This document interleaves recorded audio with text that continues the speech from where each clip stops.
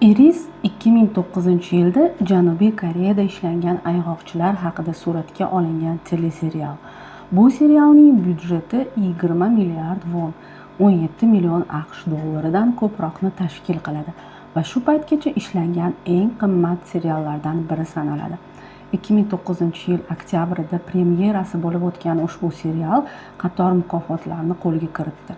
Jumladan bosh rolni o'ynagan Lee Byung-hun Dae-sang bilan taqdirlandi. Kim Tae-hee bilan juftligi esa ekrandagi eng yaxshi juftlik deb e'tirof etildi.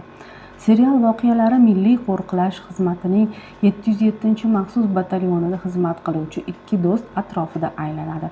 Ular Vengriya, Yaponiya, Xitoy kabi davlatlarda bo'lib, xalqaro fitnaga aralashib qolishadi. Irisning muvaffaqiyati uni 2011-yilda ham davom ettirish haqidagi takliflarga sabab bo'ldi. Bu serial 1999-yilda ishlangan Shi rivoyasiga asoslangan. Serial ssenariysini Kim Hyun-jun, Jo Gyuvon, Kim Jae-ular yozishgan. 2008-yil 18-aprelda Lee Byung-hunning bosh rolga tasdiqlangani e'lon qilindi. Bu Lining 5 yillik tanaffusdan so'ng ilk teleroli bo'lishi kerak edi. Byung-hunning gonorari Koreya teleseriallari tarixida eng yuqorisi, ya'ni 100 million won, 90 ming AQSh dollarini tashkil qildi. Unga bunchalik ko'p haq to'lanishi bejiz emasdi albatta. Prodyuserlar Lining xorijlik homiylarni jalb qila olishini bilishardi. Ijodkorlar 24-iyunda Lee Byung-hun bilan birga Tor guruhi a'zosi Big Bang muxolif sifatida suratga tushishini ma'lum qildi. Samoviy ishq va taqiqlangan muhabbat yulduzi Kim Tae-hee esa bosh ayol qahramon roliga tasdiqlandi. U ham Byung-hun singari anchadan beri teleseriallardan tanaffus qilib, badiiy filmlarda suratga tushayotgan edi. Irisning suratga olish ishlari boshlanishining cho'zilishi unga bo'lgan e'tiborni susaytirmadi, aksincha tobora oshirdi. Faqat Koreyaning o'zida emas, balki Yaponiyada ham. Albatta, Lee Byung-hun tufayli. Qolaversa, keyinroq Kim Sung-woo va Jun-honing ham serialda suratga tushishi ma'lum bo'ldi.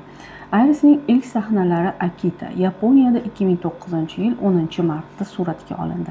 Akita aeroportiga yetib kelgan aktyorning muxlislari syomkaga xalal berishdi. Yaponiyada suratga olish ishlari 3 hafta davom etdi. Serialda suratga tushayotgan aktyorlarning ko'pchiligi, jumladan Kim Tae-hee ham murakkab sahnalarni ishonarli ijro etish uchun maxsus mashqlarni bajarishga majbur bo'lishdi. Suratga olish ishlaridagi tanaffus paytida Lee Byung-hun 2009-yil may oyida Kann kinofestivaliga bordi. Shundan so'ng xalqaro syomkalar Vengriyada amalga oshirildi. Budapeshtda suratga olish ishlari 1 oy davom etdi. Guruh Koreyaga qaytgach, Iris 14-oktyabrdan televideniye orqali namoyish etilishi e'lon qilindi. 2010-yil 28-yanvarda Yaponiyaning TBS kanali Irisni namoyish qilish huquqini 400 million yen, 4,2 million AQSh dollariga sotib olgani ma'lum bo'ldi. Premyeradan oldin Lee Byung-hun va Kim Tae-heening Blitz intervyulari taqdim etildi. Serial TBS telekanalining reytingini 2 barobarga ko'tardi. Irisning muvaffaqiyati Yaponiyada serial qatnashchilari ishtirokida katta konsert o'tkazishga turtki berdi. Konsertga 60 ming odam tashrif buyurdi. Unda suratga olish guruhi a'zolari bilan intervyu o'tkazildi. Ayrim sahnalar esa musiqa hamrohligida jonli ravishda namoyish qilindi. Serial muxlislarining qiziqishi natijasida hatto Seul Akita yo'nalishidagi reyslarda zo'r jonlanish kuzatildi. Taiwan Entertainment hamda Iris prodyuseri may oyida serialni AQShda namoyish qilish uchun muzokaralar olib borayotganini ma'lum qildi.